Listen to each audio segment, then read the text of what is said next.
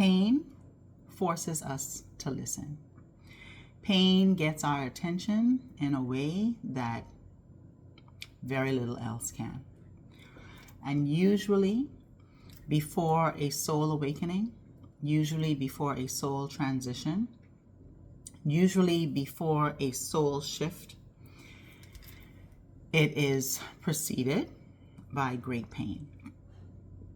I'm remembering right now in June 1999, I knew that there was some shifting that was taking place in my life. There was a lot that was going on that didn't feel good in my life. I was in a marriage that I was very unhappy in. I was the mother of 3 children, and even though I was in a marital relationship, I felt like I was alone in so many respects. I always felt like I was, different, the black sheep, the person that people didn't understand. And I was, I was very unique in my soul calling.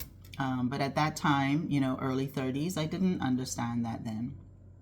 But I had a lot of questions that was going on in the place of soul and spirit. I was very connected to the spirit realm in a way also that was different. I grew up in church, having been born and raised in the Bahamas. We didn't have a choice. You go from the womb to the church. But I always had a lot of questions that nobody had answers to. There was always a lot of things that just did not resonate with me, right? And in 1999, 31 years old, I'm in this space of, just questioning stuff and seeking more and seeking the truth. And, on the morning of June 8th, 1999, having found out that my then husband was in a relationship with 2 different women, and we were actually getting ready to, move from island to island. So in the morning, I found that out. I told him it was over. I'm done, because this relationship had been up and down, in and out, breakup, makeup, over a 10-year period. And I just was done. Emotionally, I was done with that. And by 12 o'clock midnight, I was looking at my sister's dead body in a morgue. She had been killed in a car accident. Double emotional whammy, double devastation. But it forced me, pain forces you to listen, but it also forces you to ask questions. And that moment in time in my life forced me to ask some questions that I was never encouraged to ask. Having grown up in the church, we were told, you don't question God. Everything God does is well done, and you just got to have faith and all that stuff. No. At this moment in my life, hell to the no. I had a lot of questions. And the first question I had was, God, they say don't question you, but as far as I'm concerned, they say you're the only one with all the answers. You need to answer me.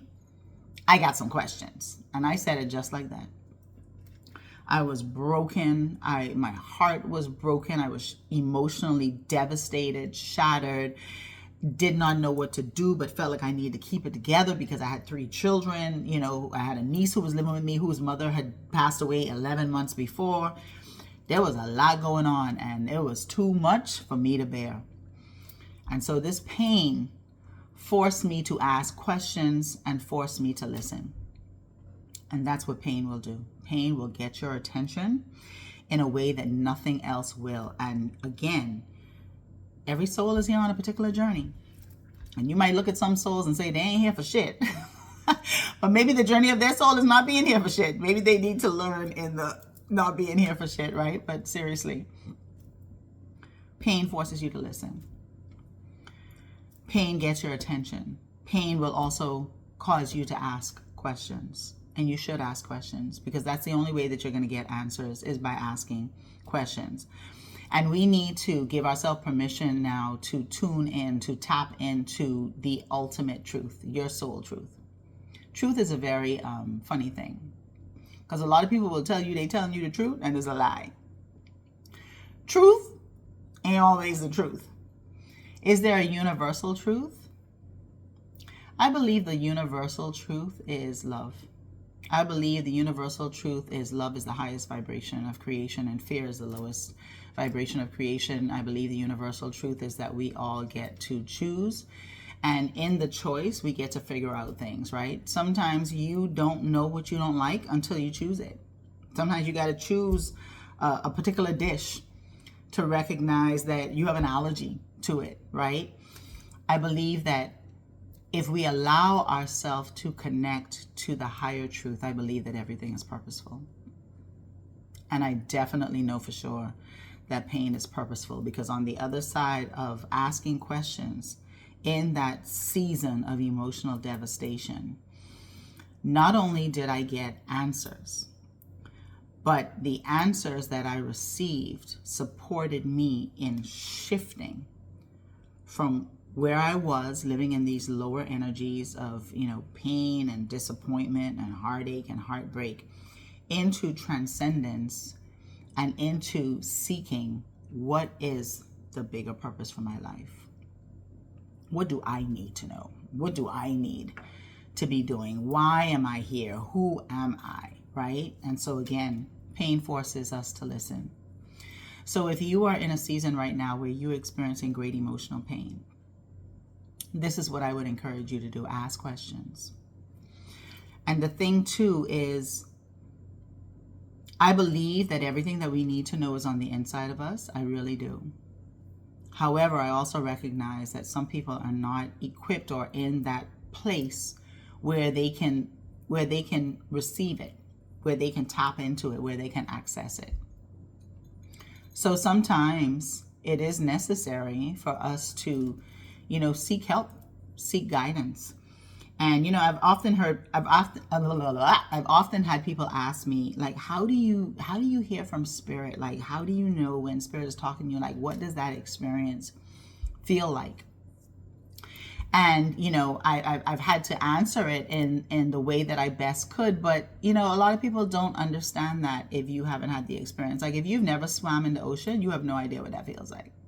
And somebody could explain it to you all day and you still have no idea what that feels like, right? You can't imagine it because you've never been through it. But sometimes life has a very interesting, specific way of guiding us to where it is that we need to be, guiding us to who it is that we need to connect with, right? Guiding us to what we need to be seeking for. One of my favorite scriptures is, ask and it shall be given, seek and you shall find, knock and the door shall be open to you. And what stands out to me in that scripture is shall. You do this and it shall. You do this and it shall. So I firmly believe that we have access to everything that we need. Everything that we need is available to us. We just have to learn sometimes how to access it. Like if I want to go to Dubai, I need to figure out how to get there, because I definitely can't drive, right? But you can have, you can be, you can do what it is that you desire.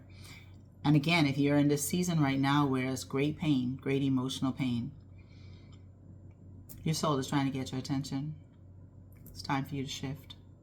It's time for you to listen. It's time for you to ask some questions. It's time for you to go deeper. You can't, they say you can't put new wine into old wineskins. Them old wineskins can't hold the new. But you know how people just hold on to old clothes, old shoes, old clothes, old stuff? They don't want to get rid of it because supposing I need it one day. No. Sometimes we just need to say, that's it. I'm done with this. But as you let go of the old, expect the new to come. Expect the better to come. Expect the best to come. Right? You're the author of your life. Every choice that you make will reflect your power. So you go ahead and you have yourself the most amazing day. And don't you dare let anybody else, fuck it up. That's right. I love you. I'll talk to you soon.